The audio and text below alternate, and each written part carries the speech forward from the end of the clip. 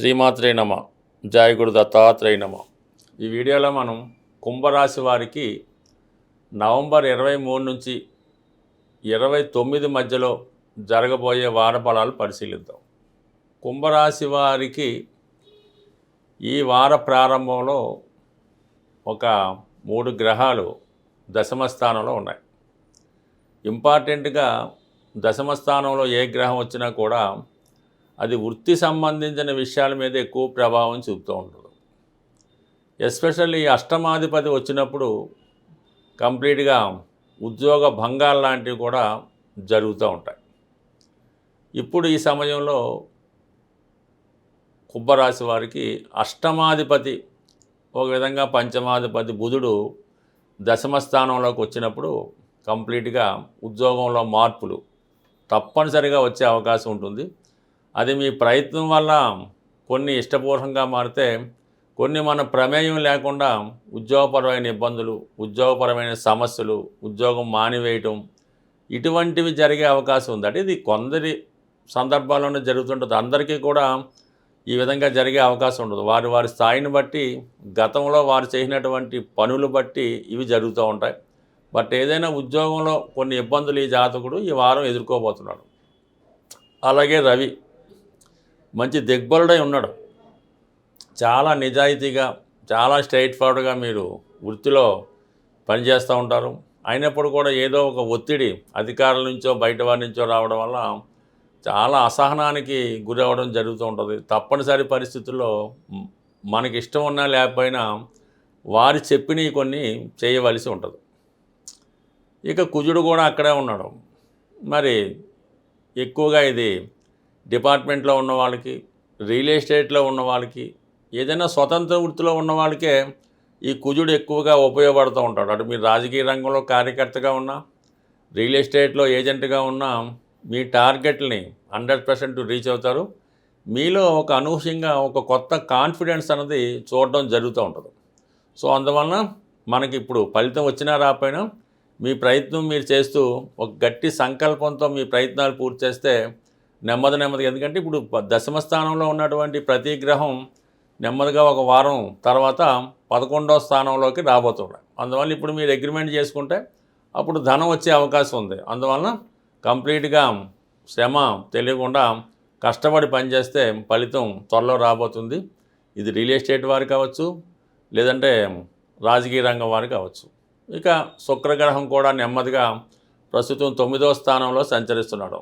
అంటే ఈ మకర కుంభాల వారికి శుక్రగ్రహమే ప్రధాన గ్రహం, పంచమ భాగ్యాధిపతిగా కంప్లీట్గా ఈ కుజుడు భాగ్యస్థానంలో చాలా వరకు మీ యొక్క విదేశ ప్రయాణాన్ని కానీ, దూరంలో ఉన్నటువంటి పెద్దవారితో పరిచయాలు కానీ, మనసులో ఉన్నటువంటి స్త్రీలతో కానీ ఏదో విధంగా కనెక్ట్ అవుతూ ఉంటారు. అనుకోకుండా వారి నుంచి ఒక మంచి సంకల్పం, మంచి ప్రోత్సాహం లభించే అవకాశం ఉంది. అది దైవబలం వల్ల అవ్వచ్చు, లేదంటే మీ యొక్క ఎవరినైతే మీరు ఆరాధిస్తుంటారో వారి ద్వారా మీకు ఒక మెసేజ్ లాంటిది వస్తూ ఒక ధైర్యంగా ముందుకు అడుగు వేస్తూ ఉంటారు. అటువంటి శుక్రుడు కూడా 26వ తారీఖున దశమ స్థానంలోకి రావడం వల్ల వృత్తిలో మార్పు, అంటే ఇది ఒక టీవీ మీడియా రంగంలో ఉన్న వాళ్ళకి కానీ, సినిమా రంగంలో ఉన్న వాళ్ళకి కానీ కొన్ని కొత్త అవకాశాలు రావడం జరుగుతూ ఉంటుంది.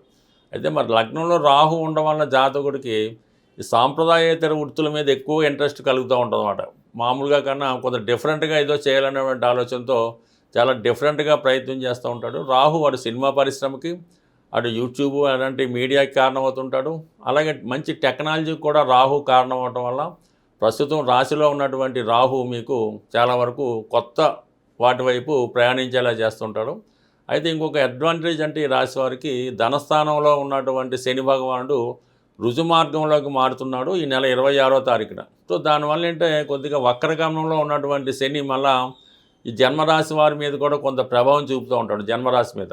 అది కొంతవరకు తగ్గడం వల్ల కొంతవరకు మీ మీద కొంత ఒత్తిడి తగ్గుతూ ఉంటుంది. మీలో నైపుణ్యం ఆటోమేటిక్గా బయటికి రావడం, ఒక ఇంటర్వ్యూకి వెళ్ళినా, వేరే పని మీద వెళ్ళినా అవతల వాళ్ళని మెప్పించి మీరు ప్రాధాన్యత సంపాదించడం కొంతవరకు ఉంటుంది. బట్ ఏదైనా ఈ సమయంలో కొంతవరకు మీరు అభివృద్ధి చెందాలంటే కొద్ది రోజులైనా కుటుంబానికి దూరంగా ఉంటూ మీ వృత్తి నిర్వహించడం వల్ల చాలా సక్సెస్ మీకు రావడం జరుగుతూ ఉంటుంది. ఇటువంటి ఇబ్బందుల నుంచి మీరు తొలగాలంటే కంప్లీట్గా మీరు ఈ వారంలో ఏదైనా గురువారం రోజు అమ్మవారి ఆలయ దర్శనం చేసి అమ్మవారికి విధి విధానంగా తామర పువ్వులతో కానీ పూజ చేయడం వల్ల అయితేనే, లలితా సహస్రనామ పారాయణ అయితేనే, ఏదో ఒకటి అమ్మవారిని ప్రసన్నం చేసుకోవడం వల్ల రాహుగ్రహ అనుగ్రహం లభించి మీరు అనుకున్న గమ్యాన్ని సులువుగా చేరుకునే అవకాశం ఉంటుంది. ఏదైనా మనం మార్గశిర మాసంలోకి ప్రవేశించాం, ఎంత గొప్ప ఆర్థికపరమైనటువంటి ఇబ్బందుల్లో ఉన్నవాళ్ళైనా దాని నుంచి బయటపడడానికి ఒక సులభమైనటువంటి మార్గం కేవలం ఈ మార్గశిర మాసంలో ఉండడం జరుగుతూ ఉంటుంది. మార్గశిర మాసంలో వచ్చే గురువారాలు అంటే కొన్ని ప్రాంతాల్లో లక్షవారం అని కూడా అంటుంటారు. మీరు లక్షవారం రోజు ఇది స్త్రీలు పురుషులు కూడా ఆచరించవచ్చు.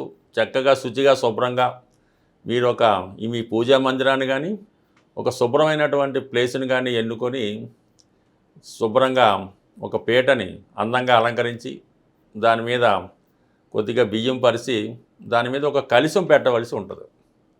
ఈ కలశం అన్నది స్టీల్దైతే మాత్రం వద్దు. మీరు ఏదైనా మట్టిదన్నా పెట్టుకోండి, ఇత్తడిదన్నా పెట్టుకోండి, వెండిదన్నా పెట్టుకోండి, కానీ స్టీల్ పాత్ర కాకుండా ఒక మంచి పాత్ర అంటే కలశం లాంటిది పెట్టుకొని అందులో శుభ్రమైనటువంటి వాటర్, గంగాజలం లేదంటే మినరల్ వాటర్ పోసి అందులో కొద్దిగా పసుపు వేసి ఒక పగడం, ఒక ముత్యం, ఒక వెండి నాణ్యం, ఒక బంగారు నాణ్యం కానీ వస్తువు కానీ ఉంగరం కానీ ఏదో ఒకటి, అలాగే ఏదో కాపర్ కాయిన్ అంటే మొత్తం 5 రకాలు అందులో వేయవలసి ఉంటుంది.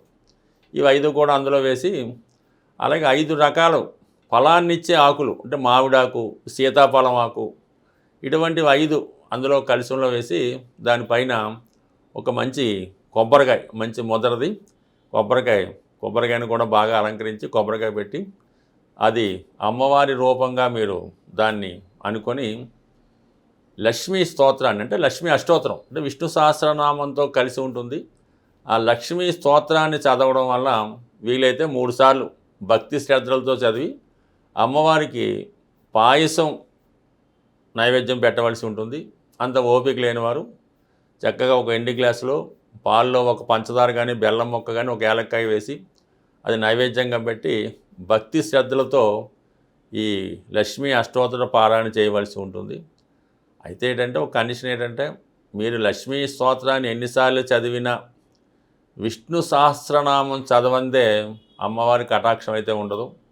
కొద్దిగా మీరు శ్రమ అనుకోకుండా భక్తి శ్రద్ధలతో ఈ 2 చదవడం వల్ల ఈ మార్గశిర మాసంలో వచ్చే గురువారాలు చేయడం వల్ల ఇప్పటి వరకు ఈ ప్రయోగం అంటే ఈ పూజ చేసి మేము ఫలితం పొందలేదు అన్నవాడు నాకు ఇప్పటిదాకా కనబడలేదు.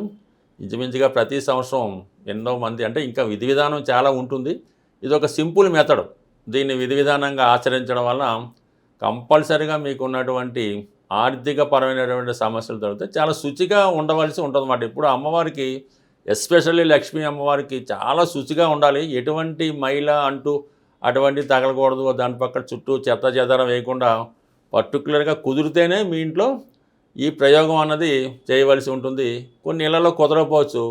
అటువంటి వాళ్ళు ఏదైనా ఒక నిశ్చలమైనటువంటి ప్రదేశంలో ఏ గోశాలలోనో అలా చేసుకోవాలి తప్ప ఈ క్లమ్జీగా గత్తరగా ఉన్నటువంటి ఇళ్లలో చేయడం వల్ల అదృష్టానికి బదులు మరేదో వచ్చే అవకాశం ఉంది. కాబట్టి జాగ్రత్తగా చేసుకోండి. ఇవన్నీ చేయలేని వారు ఈ మాసం అంతా కూడా విష్ణు దేవాలయాన్ని సందర్శించడం వల్ల చాలా వరకు మీరు అనుకున్నది 100% జరిగే అవకాశం ఉంది. స్వస్తి.